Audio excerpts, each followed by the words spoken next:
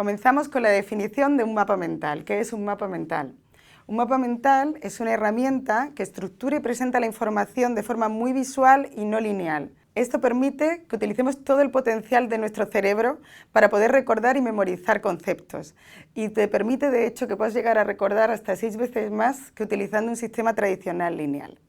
Ahora bien, vamos a pasar al origen de los mapas mentales. Vamos a ver que el origen de los mapas mentales es científico y también vamos a conocer cuáles son autoridades de esta técnica. En el origen científico de los mapas mentales vamos a poder ver que se remonta a los años 60 y 70. A día de hoy el pensamiento visual está muy de moda y es muy conocido por todos, pero en aquella época no era tan común. La persona que comenzó a investigar sobre mapas mentales fue Tony Buzan. Tony Buzan se comenzó a interesar por el aprendizaje de nuestro cerebro siendo muy jovencito. De hecho, él cuando estaba en el colegio se dio cuenta de que un compañero suyo que utilizaba mucho lo que era la inteligencia naturalista, sabía muchísimo sobre plantas, sobre animales, tuvo que hacer un examen y fue incapaz de recordar bien toda la información y de hecho él sacó mucha mejor nota que su compañero. Esto le hizo pensar que era muy raro que a día de hoy todavía no supiéramos cómo realmente trabaja nuestro cerebro, cómo aprende nuestro cerebro. Entonces, cuando ya estaba en la universidad, decidió especializarse y conocer mucho mejor la neurodidáctica. ¿Qué ocurrió? Que cuando fue a la biblioteca y pidió libros sobre este tema, se dio cuenta de que apenas había libros. Casi nadie había comenzado a investigar sobre ello. Eran casi todos libros de medicina. Entonces, él comenzó a investigar muchísimo durante los años 60 y 70 y popularizó mucho la técnica en el 74 cuando presentó un libro que se llama Use Both Sides of Your Brain. Él obtuvo una serie de conclusiones en esta investigación y a partir de las conclusiones diseñó la técnica. Las conclusiones que obtuvo de su investigación fueron las siguientes. En un primer lugar, vio que los genios, los grandes genios, utilizan ambas partes, ambos hemisferios de nuestro cerebro. Tanto la parte derecha, que es el hemisferio creativo, el hemisferio intuitivo, donde está la emoción, donde están los colores, como la parte izquierda, que es la parte racional, la parte lógica, la parte que analiza partes. Vio que realmente era muy importante no utilizar solo una parte de nuestro cerebro, que es lo que la mayoría hacemos, sino utilizar las dos partes del cerebro. Vio también que el cerebro es radiante, el cerebro se centra en una idea y explota en todas las direcciones. Y también se dio cuenta de que el cerebro realmente se intriga por los colores y la naturaleza curvilínea de las cosas. Es decir, si tú usas muchas líneas rectas y mucha monotonía en los colores, realmente el cerebro se aburre y no lo aprende. En cambio, si utilizas colores y si utilizas líneas curvas, el cerebro se queda como intrigado y consigue aprender mejor ese concepto. También vio que hay una cosa muy clara, es que el cerebro utiliza mucho la imaginación, la visualización, la asociación. Él dice, si hay imaginación, hay emoción, si hay emoción, hay asociación, si hay asociación, hay conexión, y si hay conexión, hay memoria.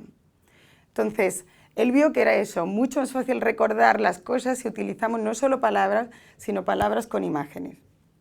Entonces, basándose en todo esto, Tony creó esa técnica. También contó con otras compañeras que también desarrollaron y trabajaron mucho esta técnica. Una fue Venda North. Bueno, Tony Buzan era inglés, Venda North también. Ellos trabajaron juntos durante casi 20 años. Y de hecho Venda realmente creó también hizo muchísimas investigaciones y creó otros métodos de aprendizaje acelerado y muchas otras técnicas también relacionadas con esto mismo de la neurodidáctica.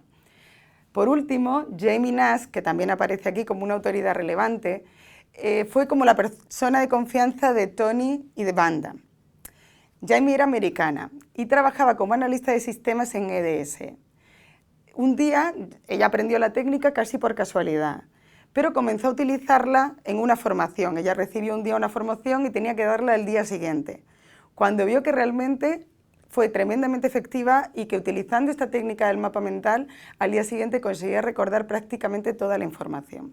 Entonces se quedó tan maravillada que decidió comenzar a profundizar en este tema. Y eso mismo es lo que me ha pasado a mí también. Yo comencé a utilizar esta técnica, que la aprendí casi por casualidad, y a día de hoy la utilizo muchísimo para hacer resúmenes de cualquier tema, para preparar clases, preparar conferencias, para gestión de proyectos, para un montón de cosas. Pasamos ahora a conocer cuáles son las características del mapa mental. ¿Cómo podemos realmente construir un mapa mental?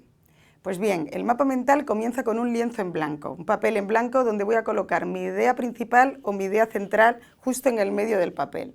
Para eso, si estás utilizando un papel, puedes llegar incluso a dibujar unas diagonales que te indiquen bien dónde está ese centro. Y ahí coloco mi idea principal con la palabra o palabras y también una imagen, para ayudar a que tu cerebro se centre en qué es lo más importante, qué es de lo que estoy hablando. A partir de ahí surgen una serie de ramas, ramificaciones, de forma curvilínea preferiblemente, porque como ya hemos dicho, al cerebro le gusta la naturaleza curvilínea. Y además estas ramas van a ir de mayor grosor a menor, indicando las que son de mayor grosor son las ramas principales, son como los temas de nuestro índice, de lo que voy a hablar. Y las ramas secundarias serían ya un poco más de detalle o profundidad sobre ese tema, sobre cada uno de ellos. Además vemos que estas ramas no se colocan de cualquier manera, sino que van en sentido horario. Vamos a ver que vamos en el orden de las agujas del reloj, es como vamos presentando toda la información. También vemos que en cada una de estas ramas hay una palabra clave y esto es muy importante. Realmente Tony Buzan dice que solo hay que poner una palabra clave por rama para dar una mayor flexibilidad y que las ideas surjan de forma más natural.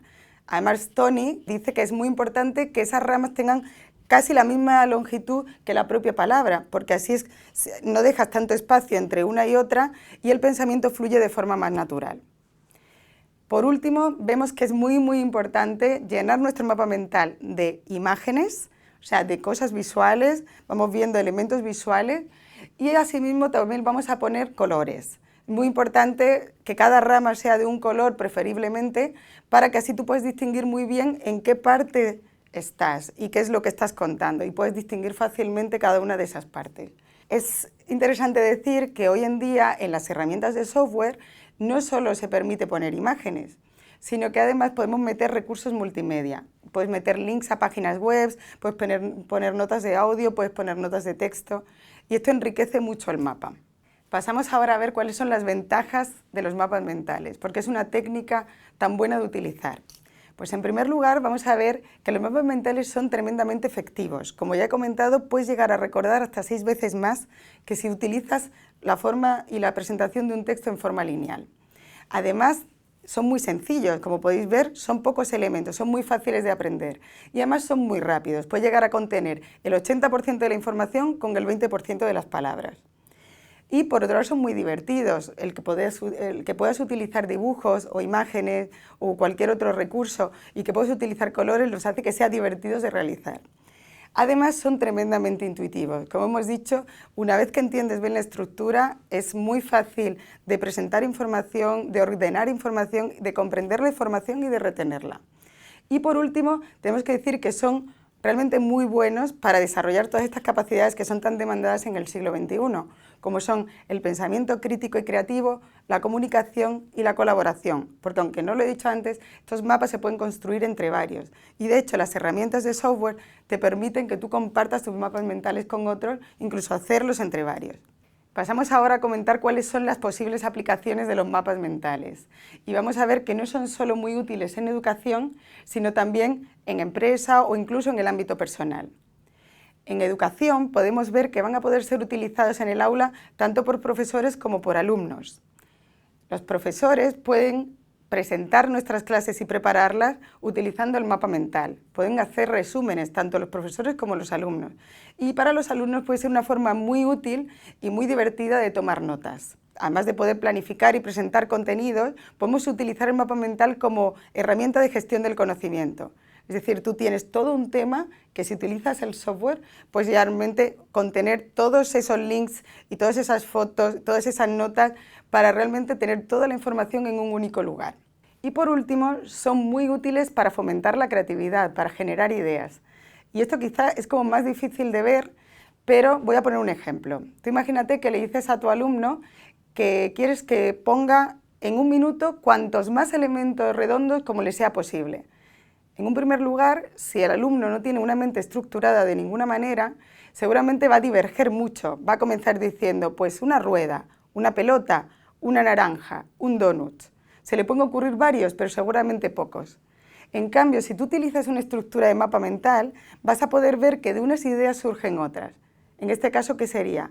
Pues, por ejemplo, Si decimos una pelota, puede ser no solo una pelota, puede ser una pelota de ping-pong, una pelota de tenis, de baloncesto, una pelota de fútbol. Si hablamos de rueda, puede ser rueda de coche, rueda de camión, rueda de motocicleta. O si decimos una naranja, se te puede ocurrir que no es solo una naranja, sino también una cereza, una sandía, incluso un melocotón, o se te puede venir a la mente un tomate. Y por otro lado, si decíamos el donut, pues podemos decir, aparte de donut de chocolate o de fresa, se te puede ocurrir que también es una galleta. O sea, de esta manera vemos que si tienes que dar muchas ideas, se te ocurren unas a partir de otras. Realmente creas esas asociaciones que son tan útiles tanto para generación de ideas como para recordar. Podemos también ver que los mapas mentales, además, los puedes utilizar en tu vida personal.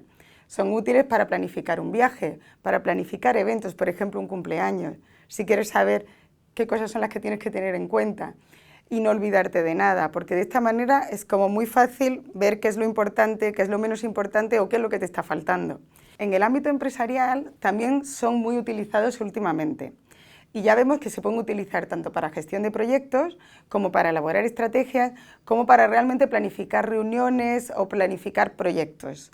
También podemos saber que se usan mucho en formación. Y de hecho hay un ejemplo típico que es un caso de éxito que ha utilizado la empresa Boeing. La empresa Boeing ha cogido la técnica de mapas mentales y con esta técnica ha elaborado como un resumen de todos sus manuales de usuario para que sea más fácil de recordar para sus empleados. Y con esto finalizamos el módulo teórico sobre mapas mentales o mind mapping.